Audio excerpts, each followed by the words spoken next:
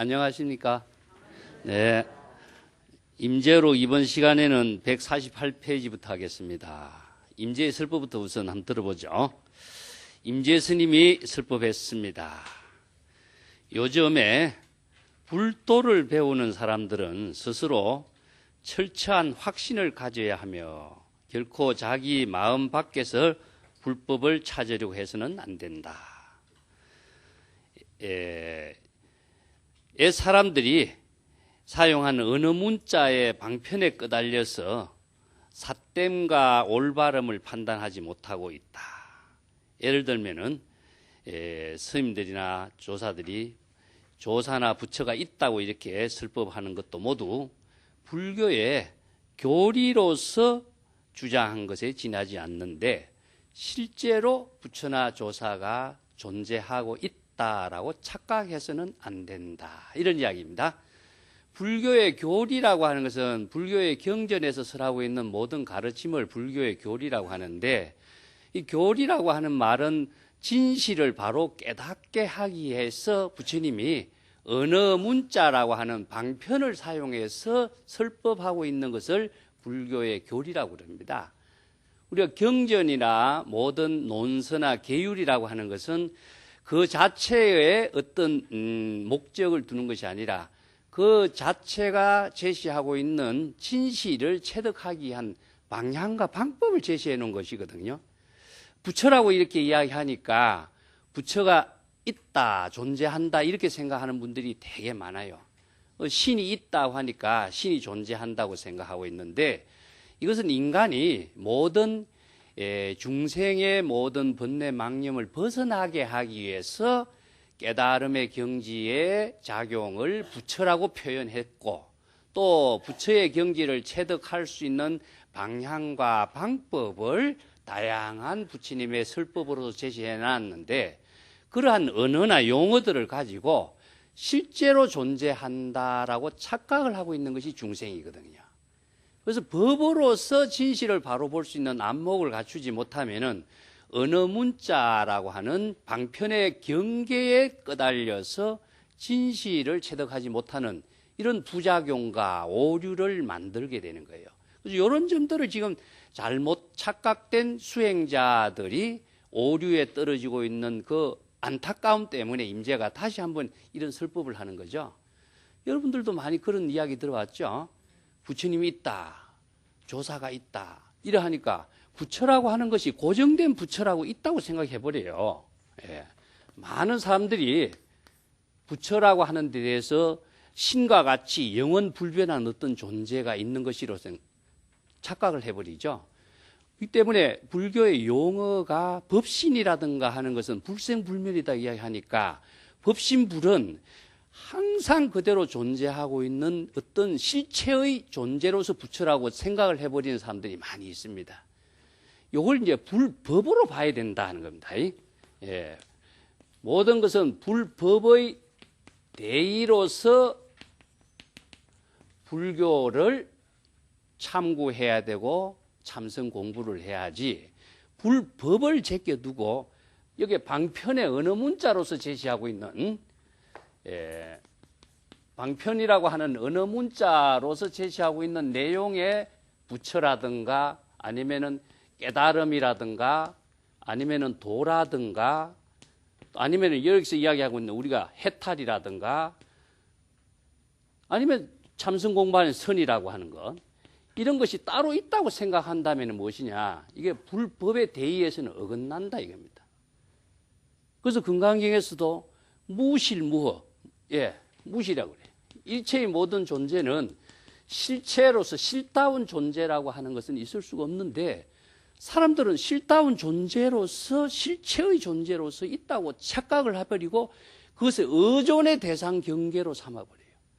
그래서 의존의 대상 경계를 삼아버린다면 자기 자신이 대상 경계에 떨어져서 자기 자신이 지혜작용의 주체의 힘을 상실해버린 것이 불법입니다.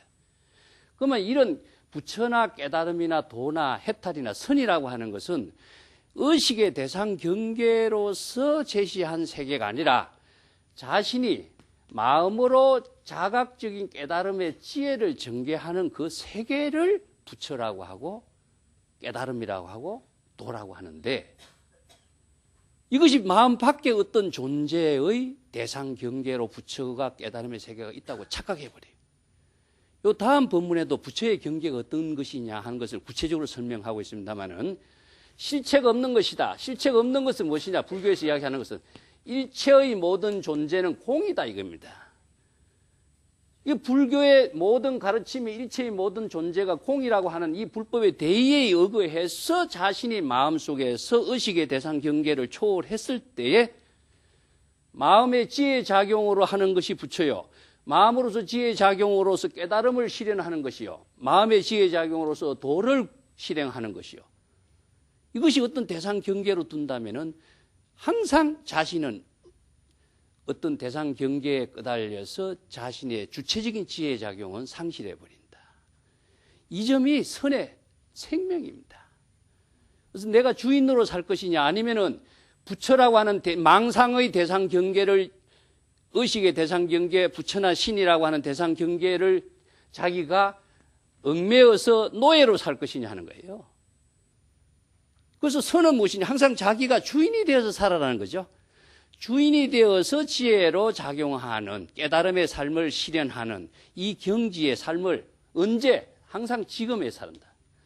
지금 여기에 삶이 진실된 삶으로서 이루어지지, 부처라고 하는 의식의 세계는 벌써 지금의 삶이 아니에요. 망상의 세계고, 깨달음의 세계가 존재한다라고 하는 것은 망상과 착각의 세계이지, 깨달음의 세계는 지금 여기에 삶에서 바로 진실된 현실 생활 속에서 깨달음의 삶이 이루어지고, 부처의 경지가 이루어지고, 도가 이루어지고, 선이 이루어지고, 해탈 경계가 이루어지어야 되는데, 의식의 세계에서, 망상 속에서 부처의 세계가 있다고 생각하고 추구하고 착각하고 그게 얽매여 있어 지금 여기에 자신의 삶의 진실된 삶을 상실하고 있지 않느냐는 겁니다. 자, 선은 항상 지금 여기서 자신의 생명력으로 진실된 삶을 지혜로 작용하게 하는 것이 돼. 그것이 바로 부처고 선이고 하는 깨달음의 경지고 이렇게 표현하는데, 이것을 방편의 언어가 실체가 있다고 착각하지 마라. 실체가 있다고. 그래서 참선 공부는 항상 법으로서 참선해야지 언어 문자라고 하는 방편을 참고하는 게 참선 아닙니다. 그래서 선에서는 실참, 실구 이런 말을 쓰는데, 실참이라고 하는 것은 불법의 대의를 마음으로 직접 깨달아 참고하는 것이 실참이지, 앉아서 자선하는 모습으로 실참하는 거 없어요. 지혜로 작용하는 것을 실참이라고 한다. 그걸 지금 강조하고 있는 겁니다. 교리상의, 경전상에 나중에 또 다시 설명하겠습니다만, 서방에 극락정토가 있다 하니까 극락정토가 실제로 있다라고 착각을 하고 극락정토를 추구하는 어리석은 중생이 되지 마라. 그래서 극락정토라고 하는 교리상으로서 주장하고 있는 말을 실제하는 세계로, 존재하는 세계로 착각하지 마라. 이건 경전상에서 사바세계를 벗어날 수 있는 깨달음의 세계를 정토라고 이야기했을 뿐이지, 방편으로서 제시해서 깨달음의 진실된 삶으로 실현할 수 있는 그 세계를 제시한 것이지 실제하는 것은 아니다. 그렇기 때문에 실체가 없다. 일체의 모든 것에는 실체가 없기 때문에 불교에서는 일체 개공이라고 하는데, 이것은 금강경에서 뭐라고 그랬습니까? 여몽환포영이라고 그러죠. 자, 꿈과 같고 화나와 같고 아지랑이와 같고 거품과 같고 그림자와 같고 거울 속에 비친 영상과 같아. 실체가 있습니까? 없죠. 실체는 무엇이냐? 거울 앞에 선 내가 실체인데 거울에 비춰진 모습을 실체라고 착각하는 것과 똑같다 이겁니다. 이것이 바로 중생이 불법을 알지 못한 어리석은 삶의 모습이다. 그래서 전도몽상이라고 그래. 실체는 누구냐? 나 자신의 지금 여기에 진실된 삶을 살고 있는 이것이 실체인데, 엉뚱한 데서 실체를 추구하려고 있으니까 이것이 바로 중생은 전도몽상의 착각 속에 살고 있다라고 지적하는 겁니다. 이 점을 지금 철저하게 확신을 갖지 못한다면 여러분들은 아무리 많은 세월을 지나도 어리석은 삶에서 벗어나지 못할 것이다. 그래서 스스로 철저히 확신을 갖도록 해라. 이 점을 확신을 가져야 바른 선의 생활, 깨달음의 생활, 지혜로운 생활을 할 수 있다. 이걸 지금 강조하는 겁니다. 그렇기 때문에 어떤 사람이 경전의 한 구절의 말을 제시해서 자, 부처가 어땠다, 법신불이 무엇이다, 깨달음이 무엇이다, 한 구절을 말을 제시해가지고 그 한마디의 말 속에 감추어진 불법의 의미를 드러내면은, 야, 불법의 대의로서 우리가 서방극락정토, 깨달음의 세계, 해탈의 세계, 그 말을, 경전의 말을 제시해서 이것이 불법의 대의로서 참된 불법의 가르침이 무엇인가라고 제시하면은 곧장 의심을 가르쳐. 당황해야 깜짝 놀라가지고 하늘을 더듬고 땅을 더듬으면서 옆길에서 찾아 헤매고 묻고 다니다가 완전히 참된 불법의 정신을 알지 못하게 되고 만다. 왜냐? 자기가 알고 있는 것은 무엇입니까, 여러분? 경전의 언어 문자 방편으로 설해주고 있는 부처의 세계, 깨달음의 세계, 이것만 알았는데 이것이 방편의 언어 문자로서 설해진 것일 뿐이지 불법의 진실로서는 이런 것이 실제로 존재하는 세계가 아니다라고 불법의 참된 가르침을 제시하면은 야, 무슨 소리 하냐? 의심하게 되는 거죠. 나는 그렇게 안 알고 있는데 엉뚱한 소리 하고 있다. 당황하게 되는 거죠. 이것을 지금 이야기해요. 그래서 불법을 공부하는 사람은 법으로 공부해야지 사람에 의거하지 말고 법에 의거하지 마라. 또 언어 문자에 의거하지 말고 지혜에 의거해라. 그렇게 강조를 해도 사람들은 그 진실을 몰라. 그렇다 보니까 마음 밖에서 도를 구하려고 애쓰는 모습이 앞에 연약 닳다가 거울에 비친 자기의 모습을 찾아 헤매는 것과 똑같다. 이런 중생의 어리석음을 비유한 겁니다. 대장부는 오직 주인이거나 왕자거나 적군이거나, 이게 이제 임재록에서는 글자 하나 오자가 나와 있어요. 이 주자로 되어 있는데 원래 왕자로 보는 것이 좋습니다. 왕이 주인이나 똑같은 의미이기는 합니다만은 왕이거나 적군이거나 옳고 그르다고 하는 상대적인 차별의 심을 가지고 시비를 논하거나 또 물질을 욕심내고 재물을 욕심내는 등 쓸데없는 논의를 하면서 세월을 보내서는 안 된다. 참 모든 것이 뭡니까? 마음 밖의 경계죠.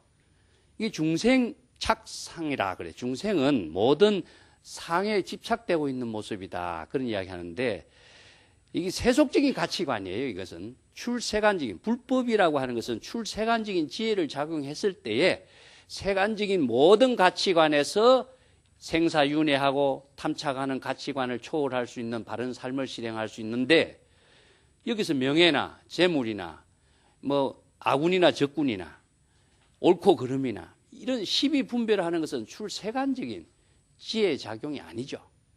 세간적인 상대적인 가치관에서 자신의 아상 인상을 토대로 두서 이렇고 옳고 그름을 논하는 어리석은 삶의 세월을 보내고 있다. 이런 진정한 출가인의 지혜로운 삶이라고 할 수 없다. 그래서 대장부는 이런 말이죠. 대장부는 무엇이냐? 불법을 깨달아서 자기 자신의 독자적인 안목을 갖춘 사람, 이런 뜻입니다.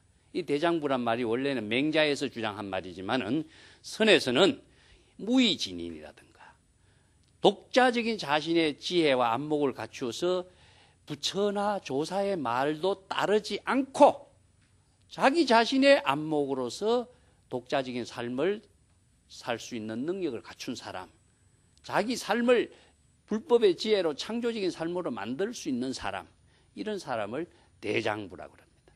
대장부의 충천직이요, 대장부는 하늘을 찌르는 건기상을 갖고 있으니 불향, 열애향, 체향이요, 이런 말. 부처가 행한 곳을 따라서 행하는 사람이 아니다, 이겁니다.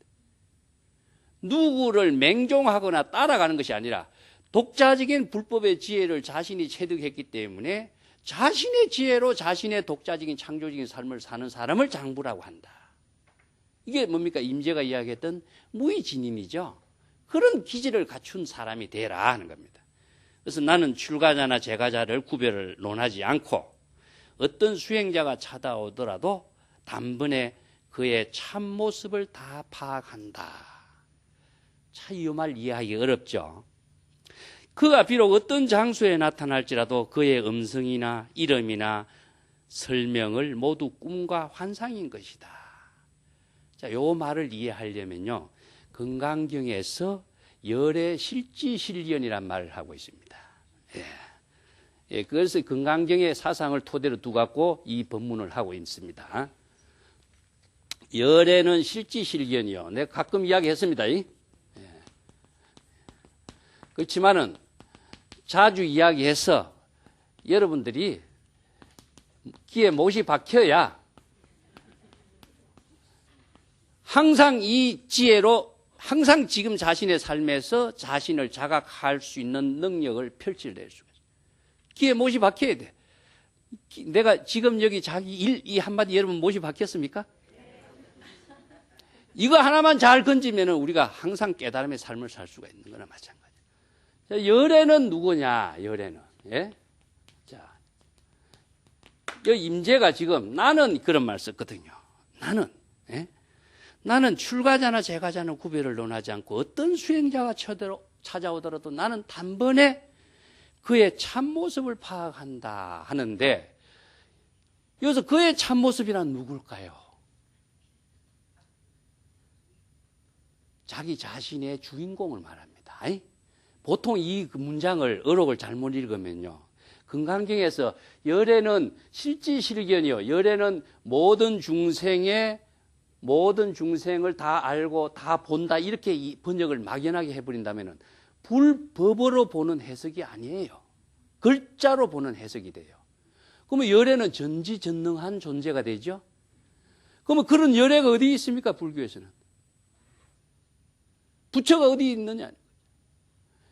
부처라고 하는 존재가 실체성이 없다고 이야기하고, 실제하는 부처는 없는 것이 불법인데, 없는 부처를 만들어내어 가지고, 없는 열애를 만들어내어 가지고, 누가 만들었어요? 내가 망상이 만들어내는 거예요. 만들어내어 가지고 열애는 모든 중생을 다 알고 모든 중생을 다 볼 수 있다. 어떻게 보겠어요? 이거 전지전능한 주장이라고 하는 그 입장이 되겠죠. 자, 이게 불법으로 보지 않고 글자로 내 생각대로 봐버린다면 이렇게 돼버려요. 이것은 글을 다 본다. 여기서 글하고 하는 것은 핀데, 이것은 본래인을 말합니다. 각자의 본래 면목을 이렇게 표현하고 있어요. 이게 불법의 대의로서 이걸 봐야 이 문제가 해결돼요. 이걸 임재가 이 법문하는 것을 잘 봅시다. 임재가 중생의 마음을 보고 찾아오는 사람이 어떤 사람이라든지 그를 파악한다면 대상 경계를 보는 것이 되죠. 대상 경계를 보면 임재는 중생이 되어있어요. 대상 경계에 집착되어 있는 존재가 되기 때문이죠. 그렇기 때문에 여기서 보십시오. 출가자나 제가자나 구별을 논하지 않고 하는 것은 차별 경계에 떨어지지 않는 자신의 입장을 이야기하는 것이고, 어떤 수행자가 찾아오더라도 단번에 그의 모습을 다 파악한다 하는 것은 그의 지혜 작용을 파악하는 것이지 대상 경계에 떨어진 것을 말하지 않아요. 그럼 누구냐? 본인이 그러한 상황을 파악할 수 있는 능력은 본인의 진여의 지혜의 작용을 상실하지 않았기 때문에 저 사람이 중생심으로 작용하는지 부처의 지혜로 작용하는지 내가 판단할 수 있는 능력이 나오죠.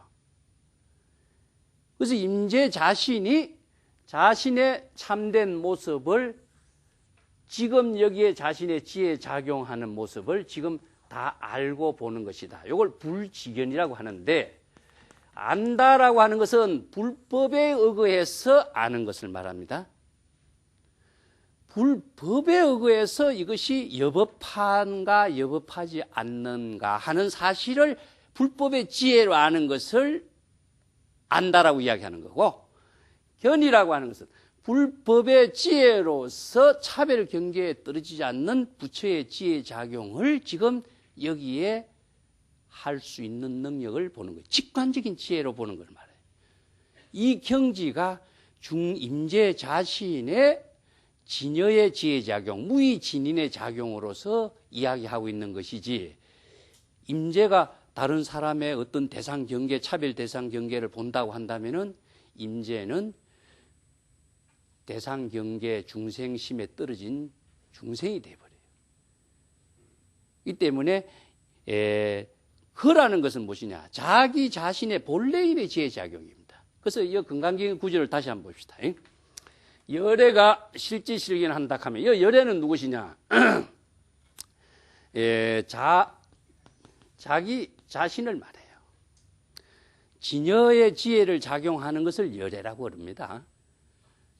각자 진여의 지혜가 작용하는 것은 열애라고 하는데, 열애가 부처의 지혜로 실질실견한다는 것은 누구를 알고 누구를 보느냐 하면은 자기의 마음속에서 번뇌망념이 일어나는 사실을 불법의 지혜로서 판단해서 알고, 자기의 마음속에서 불법의 지혜로서 판단하는 안목으로서 자기 자신의 본래 면목을 파악하는 능력. 이것을 실지실견이라고 하지, 다른 사람의 마음, 다른 사람, 다른 중생의 마음의 작용을 다 알고 아는 것은 아니에요. 이것을 착각하면 안 됩니다. 요 점이 건강경을 이해한 핵심에서도 불법으로 바르게 이해하는 한마디라고 할 수 있어요. 그래서 여러분 절대로 언어로서 언어 문자라고 하는 방편에 끄달려서 법으로 지혜로 작용하는 것을 보지 못한다면은 엉뚱한 데서 방향을 지금 찾고 있는 거다 하는 겁니다. 그래서 여기서 안다라고 하는 것은 무엇이냐? 자, 여기서 대화를 통해서 아는 것인데, 말을 하지 않으면 모릅니다, 사람은요. 말하지 않아도 안다 하는 것은, 이것은요, 극히 한 부분만은 이해하게 될 거예요. 그렇지만 말하지 않으면 혼자 착각해서 알 뿐이지, 말하지 않으면 모르게 돼 있어요. 그래서 이제 선문답이라는 것이 이루어지는데, 선문답을 통해서 제자가 왔을 적에 저 제자가 하는 말이, 그가 지혜 작용하는 것을 바로 내가 판단해 아는 능력은 무엇이냐? 의사가 환자 판단하는 것 같아요. 그 한마디의 말이 불법의 대의로서 작용하는지, 불법의 대의로서 중생심으로 작용하는지, 이것을 판단해서 아는 것을 지라고 하고, 이것을 판단해서 직관적으로 보는 것을 견이라고 그래요. 이것은 언제, 지와 견은 언제 이루냐? 항상 지금에 이루어지고 있습니다. 왜냐? 지금 여기에 삶에서 이루어지고 있는 그 진실 그 자체의 작용을 지혜작용이라고 하지, 지혜작용은 지금이라고 하는 시간과 공간을 떠나서 지혜작용은 존재하지 않습니다. 그래서 우리가 부처님의 지혜, 반야의 지혜라고 하는 것은 항상 지금 여기에 시절 인연과 함께 작용하는 것이지, 의식 속에 작용하는 것 지혜가 아니라는 점입니다. 요 점을 명심을 하셔야 됩니다. 의식 속에 작용하는 것은 무엇이든지 과거의 생각, 미래의 생각, 지식으로 생각하는 것 다 중생심이에요. 지혜라고 하는 것은 현실 생활 속에서 작용하는 힘을 지혜라고 합니다. 그 지혜 작용이 무엇이냐? 불법의 대의로 아는 것이고, 불법의 대의로서 판단하는 능력입니다. 지는 무엇이냐? 머리로서 판단하는 것이 된다면, 견이라는 것은 뭐냐? 눈으로서 판단하는 능력이에요. 이것이 나누어서 작용하지 않아요. 동시에 함께 작용하지만은 불법의 대의에 의해서 지혜작용이 이루어지는 것을 불지견이라고 이야기합니다. 그래서 대화를 해보면은 이 사람이 중생심에 떨어졌는지 불심의 지혜로 작용하는지, 바로 안목을 갖춘 사람은 경계에 떨어지지 않는 지혜가 작용하는 능력을 갖추고 있기 때문에 바로 판단할 수가 있는 거예요. 이것을 임재가 어떤 사람이 오더라도 나는 그가 어떤 입장에서 이야기하고 있는지 진단할 수 있고 판단할 수 있는 능력이 있다 하는 것을 이야기합니다. 자, 한 단 더 넘어가겠습니다. 150쪽에, 자, 이와 같이 자신이 주인이 되어서 모든 경계를 활용할 수 있는 사람이야말로 제불에 참된 불법의 대의를 체득한 것이라고 할 수 있다. 이 성경저인이란 말이 나오는데, 임재만이 독창적으로 사용하고 있는 표현입니다. 성경저인. 경계를 타고 마음대로 활용하는 사람, 그런 뜻입니다. 요 성경 저희는 무의진이란 말을 다른 말로서 표현한 것이다라고 할 수 있는데, 경계를 타고 이런 말은 의식의 대상 경계를 자기 자신의 지혜로운 삶으로서 활용하는 것을 경계를 타고 이런 말을 썼어요. 반야신경에 있어야 한다면 색적시공, 공적시생과 같은 말이에요. 이게 색이나 공이라고 하는 일체 의식의 대상 경계를 자기가 주인이 돼서 마음대로 활용할 수 있는 사람을 성경주인이라고 그래요. 그 경계에 끄달리면 무엇이며 자기가 중생심으로 떨어지는 것인데, 경계에 떨어지지 않고 모든 경계를 자신의 불법의 지혜로 활용하는 사람을 성경진이에요. 이것은 뭐냐? 무예자재, 무예인이라고도 이야기해요. 그래서 이 경계를 마음대로 탈수고 활용할 수 있는 사람이 제불의 참된 현지, 모든 부처의 지혜에 작용하고 있는 참된 가르침의 정신을 체득한 사람이라고 할 수 있다. 이 중생은 무엇입니까? 경계에 떨어져 버려요. 의식의 경계에 떨어지고 눈앞에 보이는 경계에 떨어지고 과거, 현재, 미래의 상상의 환상 속의 경계에 떨어져서 자기 자신이 지금 여기의 삶을 상실해버리고 있는 것이다. 이게 이 경계를 초월해서 지금의 삶을 지혜로 살 수 있는 사람, 일체 경계가 모두 무엇이냐? 실체가 없다라고 하는 사실을 알기 때문에 실체가 있다고 생각하는 사람은 경계를 갖고 노는 사람이에요. 경계를 가지고 희롱하면서 경계의 환상 속에서 헤매고 있는 사람이에요. 끊임없이 착각 속에서 자기의 환희심을 추구하고 있는 사람이라. 그렇지만은 이러한 것이 모두 물거품과 같고 그림자와 같고 화나와 같다라고 하는 사실을 바르게 아는 사람은 그 경계에서 초월해서 현실의 삶을 사는 사람이다. 이것을 성경진이란 말이에요. 부처의 경계는 부처가 내가 바로 부처의 경계다라고 이렇게 자칭하지 못한다. 어디 부처가 어디에 있어서 내가 이런 경지가 바로 부처의 경지다고 부처가 그렇게 이야기한 사람이 있느냐 이겁니다. 착각하지 마라. 부처의 경계가 어디냐? 이 부처의 경계가 무엇인가를 지금 여기서 강조해요. 그래서 부처의 경계라고 하는 것은 내가 부처의 경계다라고 자칭하지 못하고 도리어 어디에도 의존함이 없는 무의도인이 바로 일체의 모든 경계를 마음대로 활용해서 자유자재로 부처의 경계를 나타내고 있는 것이다. 그래서 부처의 경계가 무엇이냐 하는 것, 이것이 이번 시간에 이제 공부 좀 해야 되겠죠. 임재의 설법부터 먼저 보겠습니다. 어떤 사람이 나타나서 나에게 부처를 구한다면 나는 즉시 청정한 경지에 어울리는 방편으로 이것이 바로 부처의 경지다고 이야기하리라. 부처는 무엇이냐? 마음이 청정하고 신구의 삼업이 청정한 그 경지가 바로 부처의 경제다. 부처의 경계라고 하는 것은 없죠. 부처라고 하는 실체도 없는데 부처라고 하는 경계가 또 어디 존재한다고 착각하지 마라. 그래서 방편의 문제로서 제시하고 있는 부처의 경계라고 하는 것은 궁극적으로 방편으로 제시된 하나의 언어 문자일 뿐이지 그 실존하고 있는 실체로 존재하고 있는 부처의 경계라고는 없다. 그래서 불경계라는 것은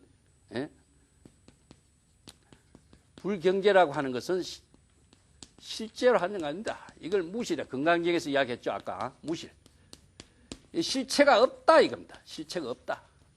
실체가 있다고 착각하지 마라 이겁니다.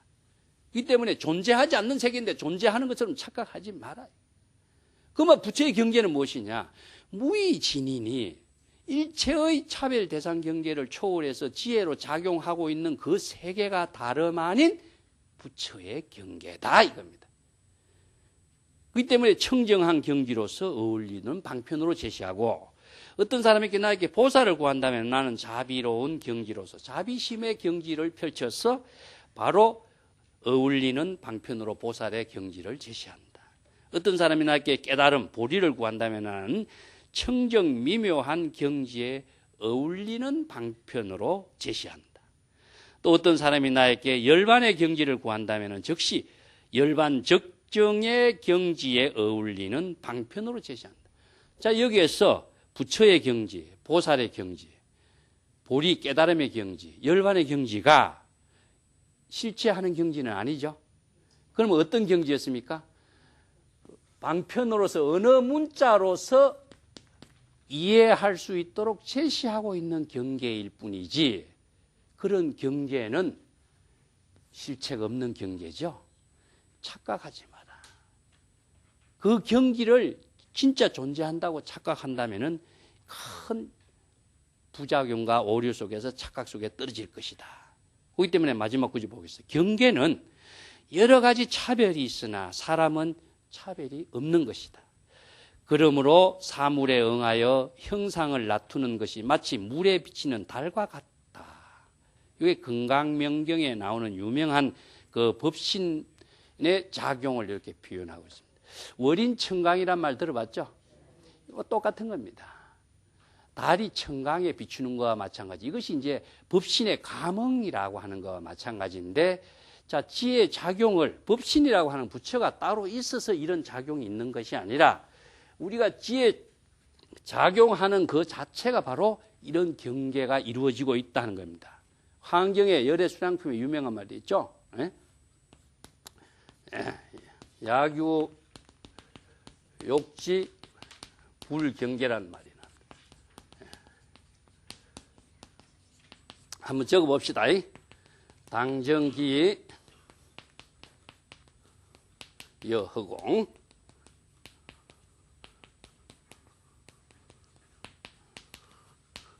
원리 망상급제치요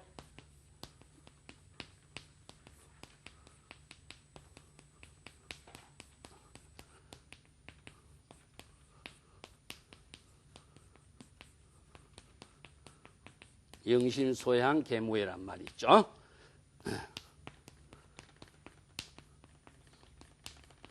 여러분 잘 아시죠? 예? 많이 들어보셨습니까? 예, 환경에 나오는 유명한 구절이죠. 그래서 이 무예라고 하는 말이 나옵니다. 무예. 무예자재, 해탈경지, 이것이 불경계라. 부처의 경계는 무엇이냐? 이 무예자재한 경지가 바로 부처자다. 그래서 무예자재, 원효가 무예박을 두드린다 하는 그런 말을 했죠. 무예자재가 된다면 의식의 대상 경계가 있으면 무예자재가 불가능해요. 부처다, 보살이다, 깨달음이다, 열애다 하는 의식의 대상 경계가 있으면은 그 의식의 대상 경계에 끄달려서 자기의 주인을 상실하고 본래 주인의 지혜가 작용할 수 있는 힘을 쓸 수가 없기 때문에 무예자재가 불가능해요. 자, 부처는 무엇이냐? 부처의 경계가 어떤 것이냐? 부처의 경계라는 실체가 없다고 이야기했습니다. 그럼 부처의 경계는 어떤 경계냐? 만약에 그대가 부처의 경계를 알고자 한다면은 마땅히 자신의 마음의 뜻을 청정하게 해라. 신구의 삼업을 청정하게 하는 것이 바로 부처의 경계다. 그래서 왜 수행으로서는 신구의 삼업을 청정하는 것이 불교의 수행이에요. 수행이라는 것은 무엇이냐? 본래 부처의 작용으로 되돌아가게 하는 것이 수행이에요. 본래의 상태로 되돌아가게 하는 것을 수행이라고 합니다. 불교에서는. 이 수행이라고 하는 바바나라고 하는 산스크리트 언어인데 닦아서 새로운 것을 갈고 닦고 만들어 얻는 것이 불교 수행 아닙니다. 우리 진여 자성이 청정한 마음이 본래 자성이 청정하기 때문에 중생 번뇌 망념의 착각 속에서 존재하지 않는 세계를 존재한다고 착각하는 중생심에 의해서 오염이 되어 있어요. 그래서 오염된 중생심의 마음을 모두 다 비우기만 하면은 자신의 마음을 청정하게 하는 것은 비운다는 뜻입니다. 비우기만 하면은 항상 무엇이냐? 마음이 무엇이냐? 흑공과 같이 돼. 그래서 심여 흑공이란 말을 씁니다. 마음은 흑공과 같다. 흑공이라고 하는 것은 텅 비어 있기 때문에 일체의 만물을 포용하고 있어요. 그래서 만물을 포용함과 동시에 만물이 성장할 수 있도록 해주고 있어요. 그런데 흑공이라는 것은 지혜가 작용하지 않아. 그냥 텅 빈 공간일 뿐이야. 이것이 무엇이냐? 건강경에서는 무시다. 실체가 없다라고 하는 겁니다. 마음을 일체의 의식의 대상 경계가 실체가 없다라는 사실을 철저하게 텅 비워라. 망령을 비워라. 청정하게 하라. 신구의 삼업을 청정하게 하는 것이 바로 불교의 수행이다. 이것은 궁극적으로 무엇이냐? 본래 청정한 마음, 진여 자성으로 되돌아가게 하는 것이다. 되돌아갔을 때 어떻게 되냐? 자, 청정하게 하는 것이 무엇이냐 하면은 망상을 모두 다 원리, 여의고 망상을 비우는 거죠. 모든 죄치라고 하는 것은 목적의식이에요. 부처의 경지를 구해야지, 깨달음을 구해야지, 열반의 세계에 나아가야지, 정토의 세계를 가야지 하는 의식을 갖고 있는 것을 취라고 이야기합니다.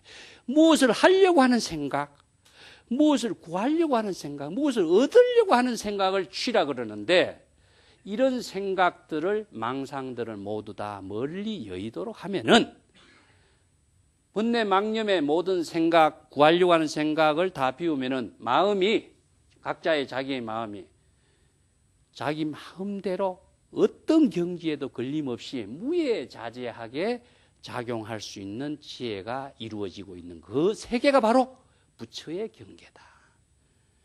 그 부처의 경계라고 하는 것은 존재하는 세계가 아니죠. 궁극적으로 무엇이냐? 자신이 마음으로 불법을 깨달아 지혜를 작용하는 그 세계가 바로 부처의 경계인 것이다. 그 서방 극락 정토가 있다고 하면 그것이 환상의 세계로 존재하지 않는 세계를 존재하는 세계라고 착각하는 것은 불법을 모르는 사람이다. 화엄의 정토가 있다. 화엄의 그 깨달음의 세계가 있다 하는 것도 마찬가지고, 그것은 미륵의 정토가 있다 하는 것도 방편으로 제시하고 있는 불교의 교리상으로 방편 법문으로 제시해주고 있는 세계인데, 이것은 무엇이냐 하면은 모든 중생이 번뇌 망념과 착각 속에서 오염된 세계에서 헤매고 있기 때문에 여기에서 벗어날 수 있는 바른 가르침을 방편으로 제시해주고 있는 거예요. 그런데 그것이 실제하는 세계로 착각해서는 안 됩니다. 그런데 많은 사람들이 실제하는 세계로 착각해버리죠. 실제하는 세계로 착각하고 그것을 추구하려고 불교 공부하고 수행하고 기도하는 사람이 많죠. 이것은 자의식에서 이루어진 불교 공부하는 사람이에요. 아상인상을 토대로 둔 불교 공부하는 사람이에요. 나를 어떤 성취를 위해서, 나의 어떤 목적을 위해서, 나의 어떤 깨달음을 위해서 하고 있는 거잖아요. 그죠? 그러면 불법의 대의에 의해서 수행하는 것이 아니잖아요. 아상인상을 비워졌을 적에는 바른 수행이 되는데, 아상인상을 토대로 해서 얻으려고 하고 구하려고 하고 체득하려고 하는 수행을 하니까 삿된 길에서 헤매고 있는 것이다. 설사 얻었다고 하더라도 조그만한 것은 얻을 수가 있겠지만은 이건 자리적인 자기 욕심의 사고에서 이루어지고 있는 하나의 문제이지, 자리 이타와 인류와 중생을 함께하는 보살행의 길은 아니죠. 그래서 항상 우리가 불법 공부하는 보살들은 내가 지금 여기에 자기의 삶을 살고 있는 모습이 자기 자신에게 의미 있는 삶인가, 행복한 삶인가, 편안한 삶인가, 보람 있는 삶인가, 여기에 불법의 사상을 토대로 두어서 항상 그 반조할 수 있는 지혜가 있어야 되고, 또 지금 여기에 자신의 모든 삶이, 지금 여기 자신의 일이 자기 자신도 의미 있고 편안한 삶이 된가 동시에 남에게도 의미 있고 보람 있고 행복을 나누어 줄 수 있는 힘을 제공하는 삶인가를 항상 함께 반조하는 지혜가 있어야 보살행을 해요. 그러면은 요거만 것보다도 큰 것을 함께 하는 삶이 불법인데, 불법의 참된 진실을 망각하고 자기 자신만을 이해하는 불법의 삶이라고 하는 것은 바람직하지 않고, 그것이 또 설사 조금 얻어진 것이 있다고 할지라도 그것이 오래 가느냐, 공덕행위 되는 것이 아니다. 업을 짓는 행위로 빠져버려요. 아시겠죠? 이 점이 바로 불법의 위대한 가르침을 바르게 알지 못하고 실천하는 모습이다 이겁니다. 또 한경에 유명한 말이 있죠. 여러분들, 부처님의 몸이 우주에 가득 충만되어 있다. 흑원과 같으니까 자신의 마음이 신구의 삼업이 청정하게 된다면 우주 가득히 흑원과 같이 충만되어 있는 자신과 일체의 불보살의 삶과 지혜와 함께 이루어진 삶이 이루어진 것을 가멍이라 그래요. 가멍. 그래서 이루어집니다. 여러분, 기도할 적에 가멍이란 말을 들어봤죠? 부처님의 가피를 받았다, 기도의 가멍을 받았다 하는데, 그 가멍이 어떻게 이루어지냐 하면은 아상인상이 있으면은 가멍이 이루어지지 않습니다. 내가 가끔 불교의 가르침을 불법의 대의로서 설명을 하면서 했지만은, 아상인상을 갖고 있으면은요, 부처님의 제불보살의 가피를 받아들일 수 있는 것을 스스로 차단해요. 왜냐? 나라는 생각을 갖고 있으면은요, 내가 무엇을 얻어야 된다, 내가 무엇을 하겠다, 얻어야 되겠다, 구해야 되겠다는 생각은 자아의식이라 그랬죠. 자아의식을 갖고 있는 한 자기와 자기 중심으로 해서 테두리를 만들어버려요. 그래서 나와 남을 나누고 안과 밖을 나눠버려요. 그러면 여기에서 모든 제불보살이 여기에서 지혜 광명으로서 자신을 위해서 가피를 주고 싶은데 자기 스스로 아상인상이 그 벽을 만들어 놓고 있기 때문에 이것이 감흥이 이루어지지 않아. 그래서 여러분 기도할 적에 일심으로 기도하고 일심으로 염불을 하고 일심불란의 수행을 하란 말을 하는데 일심이라고 하는 말은 아상인상이 없다는 이야기예요. 내 몸과 내 의식과 내 마음의 내 생명 그 자체까지도 의식해야지 안 되고 내가 어디에서 지금 뭐 하고 있는가 시간 공간적인 의식까지도 벗어나야 되고 나와 남이라고 하는 의식까지도 벗어났을 때에 일심이라는 기도가 이루어져요. 일심연불이라는 것은 지금 여기 연불하는 일에 진실된 지혜 작용의 삶이 지금 여기에 자신의 일심연불이 되는 거예요. 그 경지가 나라고 하는 아상이 없어질 때고 나라는 아상이 없어지니까 나 아상을 둘러싸고 있는 테두리가 없어지니까 어떻습니까? 나와 제불보살과 불이가 되버린 거예요. 둘이 하나가 돼요. 이 불의의 경지가 되고 이려의 경지가 되고 만법 이려가 경지가 되었을 적에 감흥이라는 것은 이루어져요.